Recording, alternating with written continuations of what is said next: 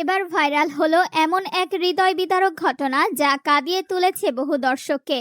সম্প্রতি সোশ্যাল মিডিয়ায় ছড়িয়ে পড়া শাকিব খান, শবনম বুবলী এবং তাদের ছেলে বীরের একাধিক ঘনিষ্ঠ ছবি দেখে অঝরে কেঁদে ফেলেছে শাকিব অপুর প্রথম সন্তান আব্রাহাম খান জয়।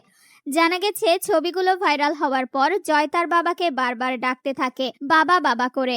মায়ের কোলে বসে কান্নায় ভেঙে পড়ে জয়। বিষয়টি নিয়ে রীতিমতো বিপাকে পড়েছেন অপু বিশ্বাস।